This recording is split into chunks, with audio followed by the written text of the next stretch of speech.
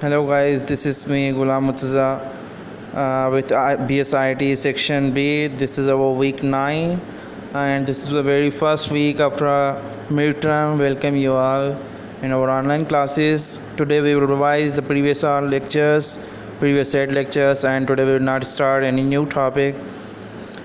So we have started from chapter 1. The name of chapter 1 was electricity.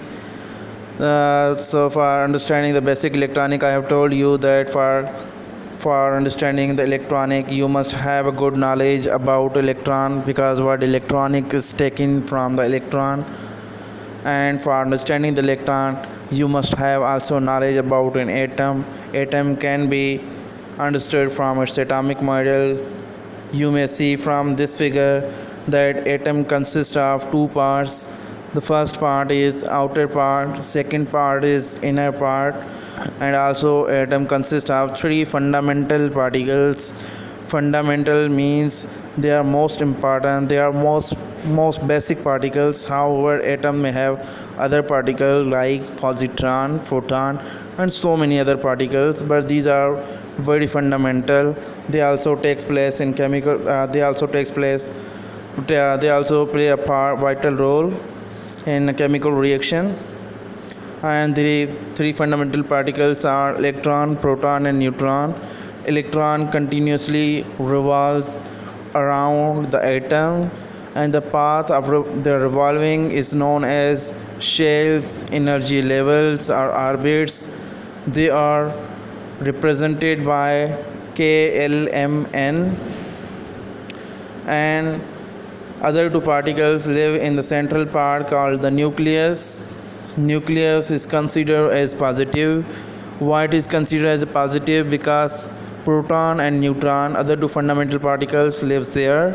As neutron has a no charge and proton consists of positive charge, therefore nucleus consists of positive charge, and the outer part contains the negative charge because electron is negative.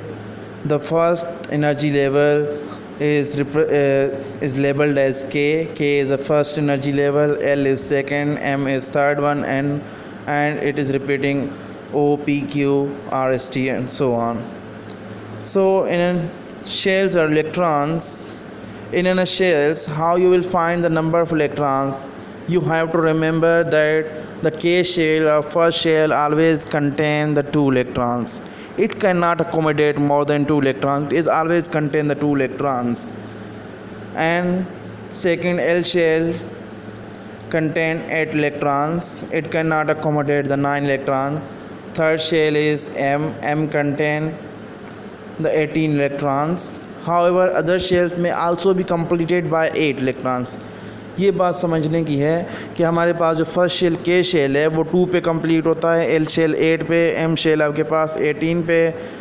तो बाकी जितने भी shell हैं M, N, ओ, P, Q, उनकी other value भी है, लेकिन वो 8 पे भी स्टेबल हो जाते हैं. ये उनकी प्रॉपर्टीज़ है.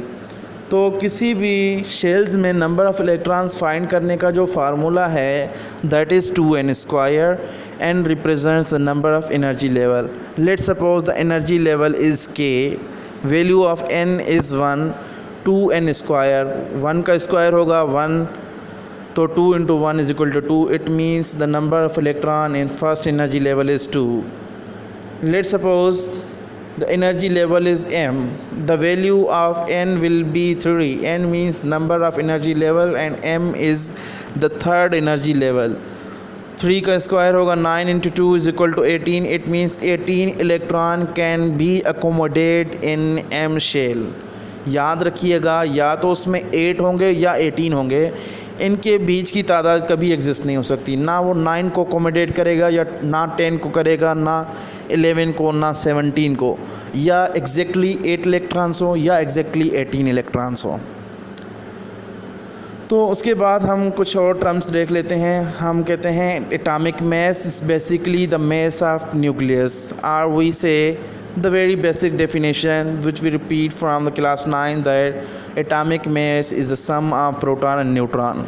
As a proton and neutron both lives in nucleus, it means The sum of basically the sum of nucleus is atomic mass. It means the whole mass of atom is concerned in its nucleus. Its outer part is just like empty. It contains no mass. Why it contains no mass? There is a discussion. Because the electron is 1836 times lighter as compared to proton. एक electron 1836 मरतबा proton से wait में कम है। तो अब देखिएगा proton 1836 time heavier है, इसीलिए हम इलेक्ट्रॉन के मैस को निगलेक्ट कर देते हैं। हम कहते हैं इलेक्ट्रॉन का mass is negligible, is approximately equal to zero. हम उसको कंसीडर भी नहीं करते।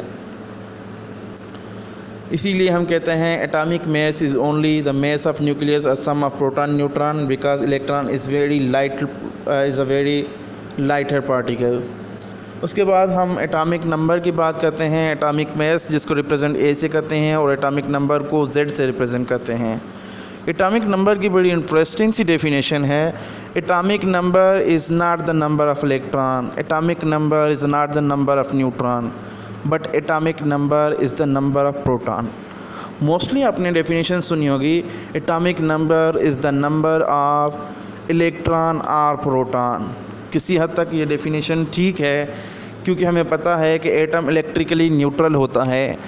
इलेक्ट्रिकली न्यूट्रल होने का यह मकसद है कि उसमें जितने पॉजिटिव चार्ज हैं उतने ही उसमें नेगेटिव चार्ज हैं। एक एटम जब इलेक्ट्रिकली न्यूट्रल होता है उसका मतलब है कि उसमें इलेक्ट्रॉन्स और प्रोटॉन्स की तादाद हमेशा इक्वल रहती है। तो एटॉमिक नंबर जब हमें पता है, एटॉमिक नंबर को हम ये कह सकते हैं किसी हद तक कि it is number of protons और इलेक्ट्रॉन्स। बट ये 100% डेफिनेशन ठीक नहीं है।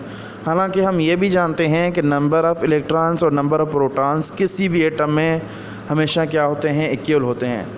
लेकिन अगर एक एटम आयन बन जाए, एक एटम कब आयन बन जाता है? एक एटम तब आयन बन जाता है जब वो चार्ज या वो इलेक्ट्रॉन को गेन करे या लूज़ करे।